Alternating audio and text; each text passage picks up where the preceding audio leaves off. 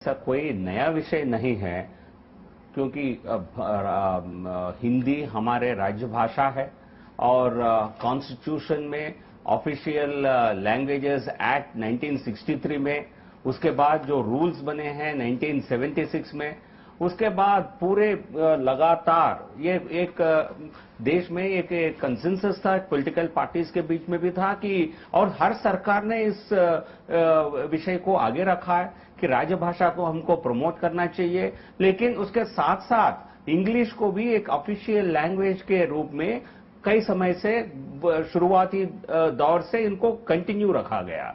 But लेकिन कोशिश ये रहना चाहिए था, और हर सरकार का भी यही एक विचार था, विजन था कि हमारे राजभाषा को, हिंदी को हमें बढ़ावा देना चाहिए। तो आज जो चर्चा का विषय है, ये एक तरह से राजनीतिक इसको विषय बनाकर, नहीं, लेकिन सर अगर आपको हिंदी को ही बढ़ावा क्यों देना है, और अगर आप हिंदी को बढ़ावा दे रहे हैं तो क्या उसका तरीका सही है? सोशल मीडिया पर जितने लोग हैं वो केंद्र सरकार के जितने भी निर्देश आए या जो बातें लिखी जाएं वो हिंदी में क्यों पढ़े? आप खुद आंध्र प्रदेश से आते हैं, आप तो ठीक ठाक हिंदी बोल लेते हैं, पढ़ लेते हैं, लेकिन जो लोग नहीं पढ़ पाते उनका क्या होगा?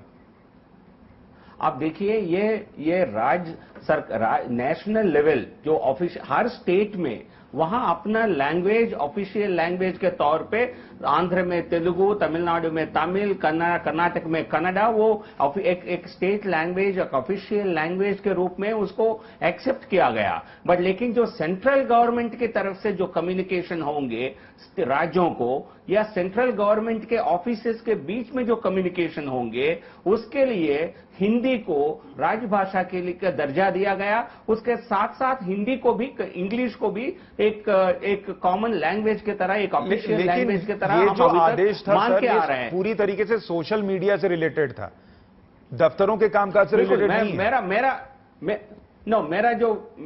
देखिए, जो केंद्र सरकार की संस्थाएं, ऑफिसर्स कोई जानकारी देंगे तो वो अपने ऑफिस के बारे में ही बताएंगे, सेंट्रल गवर्नमेंट के वर्किंग के बारे में ही बताएंगे। मेरा ये मानना है कि हिंदी के साथ साथ इंग्लिश भी, दोनों को इंपॉर्टेंस दिया जाएगा, क्योंकि ताकि लोग, पूरे देश भर के लोग इसको समझ सकते हैं। चलिए, मैं और दूसरे मेहमानों से भी ये समझने की कोशिश करूंगा कि चेन्नई में बैठा हुआ एक आदमी अगर केंद्र सरकार की किसी पेज पर या ट्विटर हैंडल पर हिंदी में कोई निर्देश आ जाए या कोई बात आ जाए, उसको कैसे समझेगा? इस पर मैं आऊंगा। रीता जी, एक सवाल। लैंग्वेजेस में, अब देखिए, सारे लैंग्वेजेस में संभव नहीं है। यदि कोई राज्य सरकार इसको तमिल में ट्रांसलेट करना चाहेगी और उसको प्रचारित करना चाहेगी तो कोई उसमें कोई दोषी नहीं है। राज्य सरकार के जितने भी कामकाज है वहां राज्य की जो ऑफिशियल लैंग्वेज है उसी में हो सकता है। ये सवाल रीता जी के पास ले जाता हूं। रीता जी, हिंदी को बढ़ाने के लिए शायद और कदम हो सकते थे, लेकिन क्या ये जो सोच अच्छी होने के बावजूद जो तरीका है वो गलत हो गया है क्या? देखिए, बहुत अनावश्यक विवाद को जन्म दिया गया है, जिससे हमारे देश में इतने सारी संकट, इतने सारी समस्याएं मुंबई खड़ी हुई हैं, जहां भी संघीय ढांचा हमारा काफी मजबूती मांग रहा है, जहां राज्यों में ज्यादातर विपक्ष की सरकारें हैं जो केंद्र से की में जो पार्टी है उससे संबद्ध नहीं है। ऐसे में इस मुद्दे को जन्म देना जो 1937 से विवाद का प्रश्न बना हुआ है, जिस देश में देखिए 1600 से ज्यादा भाषाएं बोली जाती हो, 850 भाषाएं प्रतिदिन बोली जाती हो, और 24 भाषाएं ऐसी हो जो 10 लाख से ज्यादा लोग बोलते हो, और जहां पर देखिए भाषा के एक बड़ा कॉम्प्लिकेटेड इश्यू है ये। क्यों? क्योंकि भाषा कहीं ना कहीं हमारी सांस्कृतिक पहचान से जुड़ती है। हमारी कई समूहों के लिए वो एक नस्लीय उसकी पहचान होती है। तो और अभी हमारे हिंदुस्तान में तो उत्तर और दक्षिण का विषय खड़ा हो जाता है। कहीं तो आर्य भाषा, इंडो आर्यन भाषा और द्रविड़ भाषा के बीच में झगड़ा हो जाता है। तो देखिए, प्रश्न है, ये इतना आसान नहीं है।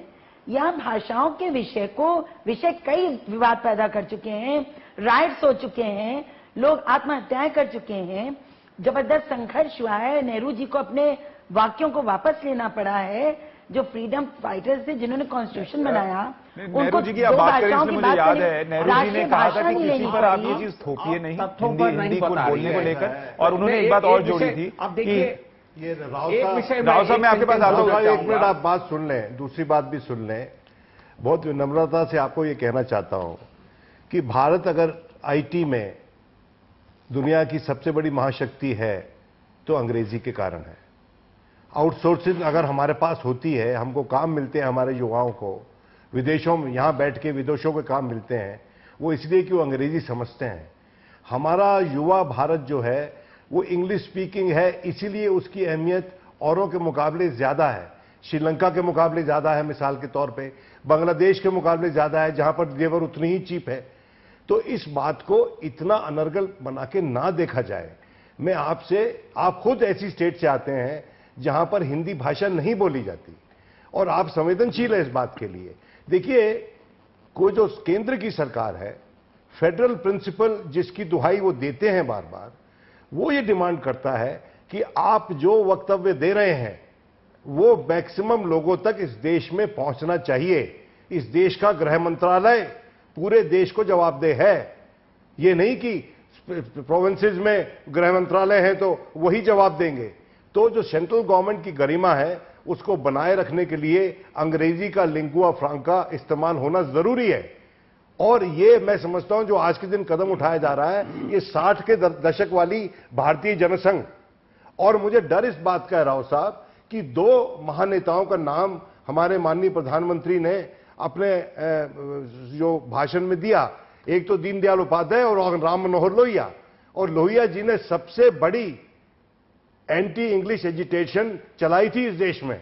उसी टाइम में वो 57 में चलाई, आप लोगों ने 60 के दशक में चलाई। और मैं आपको बताता हूं कि मैं उस समय सेंट जेवियर्स जयपुर में पढ़ता था। गाड़ियों के नंबर अंग्रेजी से हिंदी में हो गए, अंग्रेजी स्कूलों में हिंदी मीडियम हो गया, और इतनी लोगों की जीवन अस्त व्यस्त हुए राव साहब कि आप अंदाजा नहीं करते। तो मैं समझता हूं कि आपको अपनी पार्टी तक ये बात पहुंचानी चाहिए कि इसको देखिए, हिंदी खूबसूरत भाषा है। मेरे बगल में अशोक चक्रधर बैठे हैं, इतनी इस भाषा का जो सम्मान इन्होंने अपनी लेखनी के जरिए किया है उसके हम सब लोग दाद देते हैं।